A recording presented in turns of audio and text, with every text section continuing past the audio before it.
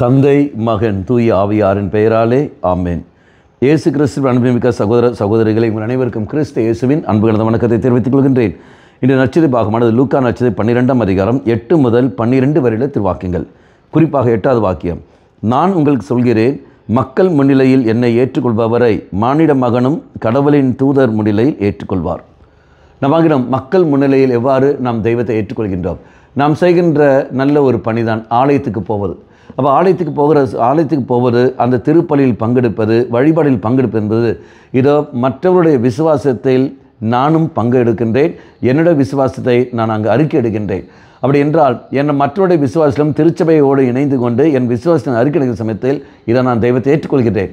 ஆனால் ஆலயத்தில் நான் போகாமலும் வழிபாட்டில் நான் பங்கெடுக்காமலும் இருக்கின்ற சமயத்தில் பேருக்கு மட்டுமே நான் கிறிஸ்துவன் என்று நான் சொல்லி வாழ்கிற பொழுது நான் அங்கே மக்கள் முன்னிலையில் என் விசுவாசத்தை அறிக்கையிட நான் கூச்சப்படுகின்றேன்.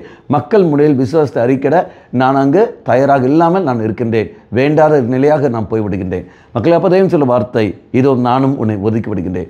எங்கே என் விசுவாசத்தை அறிக்கையிட வாய்ப்பு இருக்கின்றதோ அங்கு நான் அறிக்கையிட வேண்டும். அதான் ஆலயங்களிலும் வழிபாடு நடக்கும் சமயங்களில் நான் அறிக்கையிட வேண்டும். நான் வேலை செய்கிற இடங்களில் இதோ ஞாயிற்றுக்கிழமை எனக்கு என்னுடைய விசுவாசத்தை அறிக்கையிட ஒரு நிமிடங்கள், அது எனக்கு கிடைச்ச ஒரு வாய்ப்பு.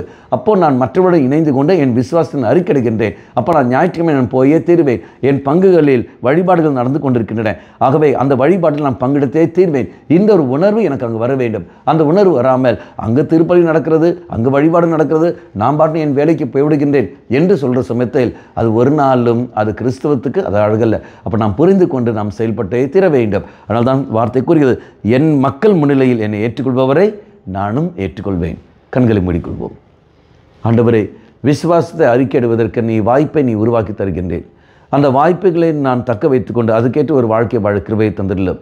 வாய்ப்புகளை நான் இழந்து இறுதியில் எல்லாவற்றையும் இழந்த ஒரு மகளாக நான் போய்விடுகின்றேன். இயேசுவே, என் மேலே இரக்கம் வையும். அம்மா மாதாவே, தெய்வ மாதாவே, எங்கள் மாதாவே, என் அன்னையே, எங்களுக்காக பரிந்து பேசும். ஆமேன். தந்தை மகன் தூய ஆவியாரின் பெயராலே ஆமேன்.